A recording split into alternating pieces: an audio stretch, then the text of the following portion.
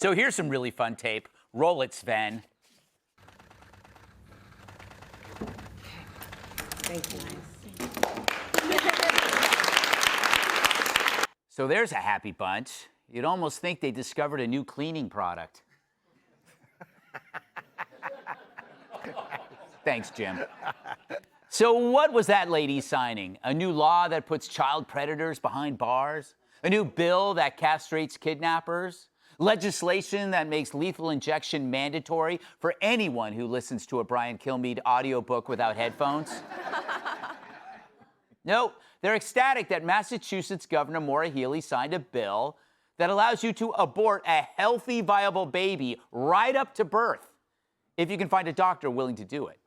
And given that this is Massachusetts, the same state that protects child mutilation under the lie of gender affirmation, that search won't be hard. Now, I didn't believe this law was real. Abort up to birth? Why not wait till they're in kindergarten and get them while they're napping? What's next? Abortion if a fifth grader brings home a bad report card? Surely this can't be right, right? Nope. I did something I rarely do, research, and found out, yeah, this is real. The old law banned most abortions after 24 weeks, with exceptions for the mother's life or severe fetal problems. The new one replaces all that with one gloriously vague standard: professional judgment. It's like the same standard used by our nation's plastic surgeons.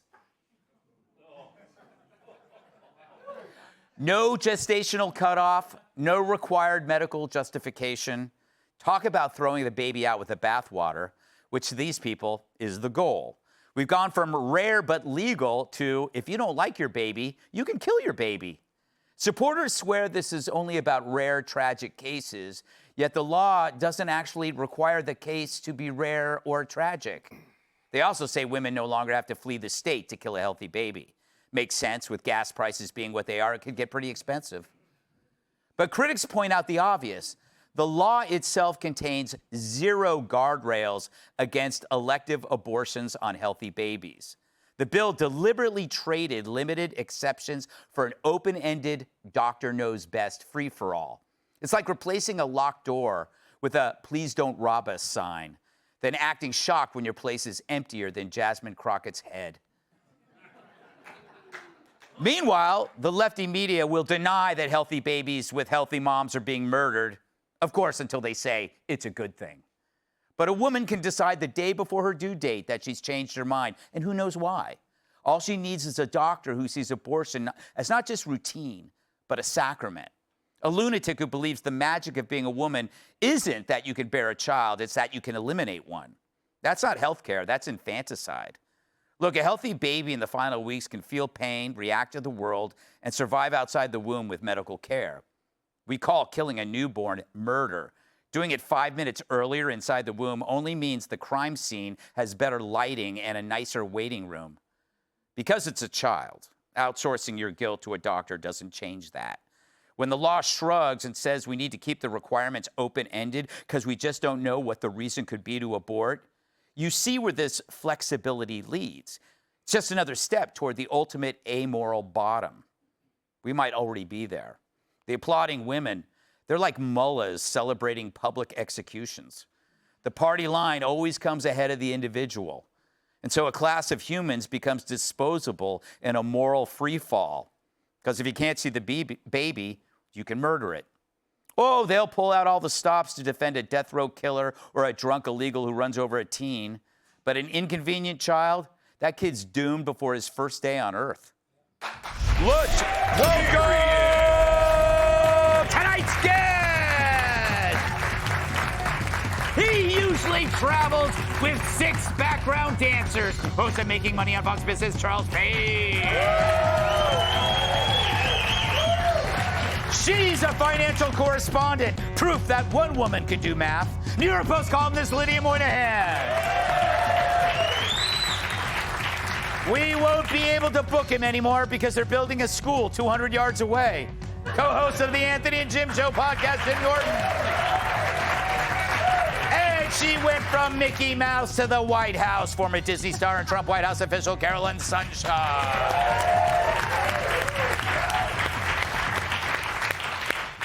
Charles, I didn't believe this. I had to do my own research, which Charles, I'm against. Yeah. And I had to. I didn't believe this. Is this like mind-boggling? It's beyond mind-boggling. I got goosebumps as you were doing that read. It's so tough. Listen, I believe life begins in inception, right? And we had in this country this sort of compromise that, okay, it's a woman's right, but you have a limit on this thing, right? And, it's an unsettling compromise, maybe for everyone, but this is murder. Bottom line, this is out-and-out murder.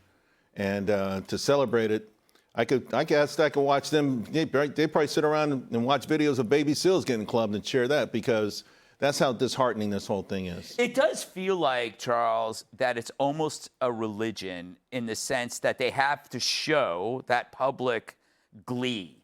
It's like we have to be in agreement, and so that if a woman hears about this and feels that it's wrong, it's your problem, because look, there's 20 women there, and they're all politicians who think this is great. Yeah, well, I think women probably most women aren't going to let that impact them. That's probably to assuage their own guilt. The fact of the matter is, all those women there cannot feel good about it. If you look into their eyes, into their souls, they cannot feel good about this. But they're along for the charade, and that's all this is a charade. But it's a deadly charade. Lydia, do you have any good abortion jokes? I was counting on you to do that, Greg. All right, here's I one. feel like that was a missed opportunity. Here's one. Knock, knock. Who's there? You'll never know.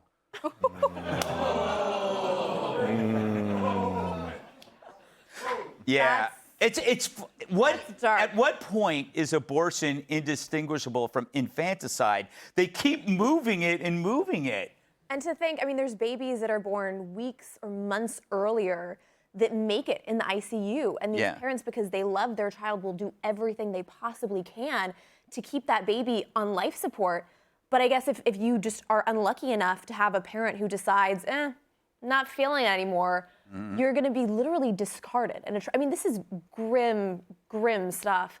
I also think this kind of speaks to a larger issue on the left of this sort of authoritarian streak that we're seeing, that it's not enough to be tolerant of what they want to do. You have to celebrate it. You have to applaud. You have to give it a standing ovation. And I'm old enough to remember when those coexist bumper stickers were really popular growing up outside Portland, Oregon.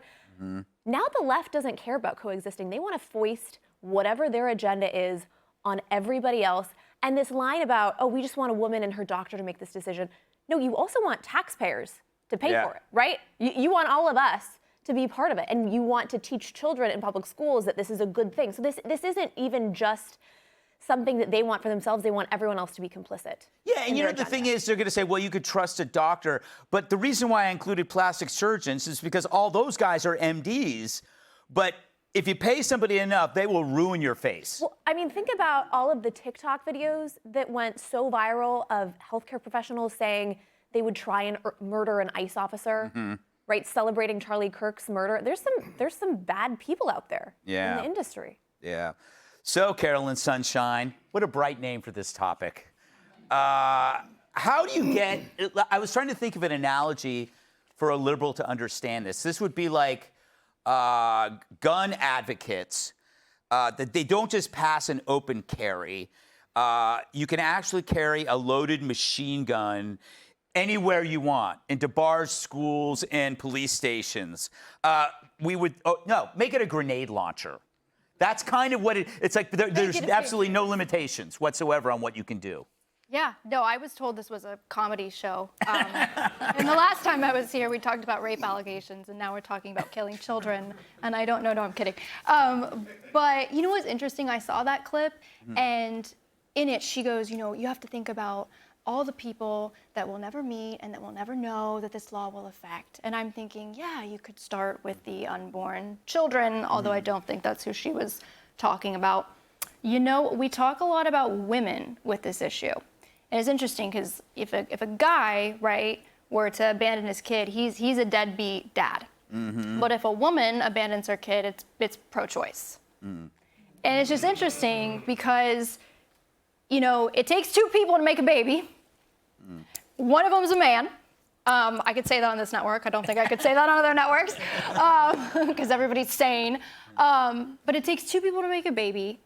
the second the child's born, the man has custodial rights that he has to fulfill, but there's a 9-month period where he doesn't get any say. Yeah. And I just think it's such a human, I mean, again, it's a comedy show, but I've had people in my life that I love who have been affected by this, who have made that decision. And I'll tell you, I don't think it's something to be glamorized or taken lightly. I have seen the mental health impact that it has on people, that it's a decision that stays with people for a lifetime. And it causes a lot of pain, and I don't think there's anything empowering or to be glamorized about it. That's just Why don't they? I don't understand how they wouldn't mention the exceptions in the law. They just said, you know what, there'll be rare exceptions. Well, like what? And they won't say because they want to leave that open. It's so bizarre. Yeah, well, that's part of it. They're not seeing it the way that you and I are seeing it. Jim, how you doing? Greg, never better. I know. So, I hear you got a new show. I do, yes. My friend Anthony and I are hosting a comedy podcast where we offer 10-month abortions. No, it's funny. I don't know how the country got so radical. Yeah. Like, we love radical thinking, and then we complain like we can't comprehend the radical thinking. Like, this is insane. Yeah. And there are also people who believe that an 11-year-old who's been raped should be forced to carry a baby. Yeah. Like, we allow these people to kind of run the show, and then we all just sit back and complain and go, how did it all get so crazy? Like, I mean, I've spoken at a lot of women's rights rallies. They think I'm a lesbian. And this might not be popular, but I think abortion should be up to the guy. Like, if you feel like dealing with it, you deal with it. Yeah. If not, go on now. That's my opinion. Hold on. Sir, I'm kidding. You can... What did you do when you saw The Godfather? I can't believe Al Pacino's in the mafia. All right. Be sure to like and subscribe for all the Fox News latest on YouTube, and catch full shows streaming now on Fox One.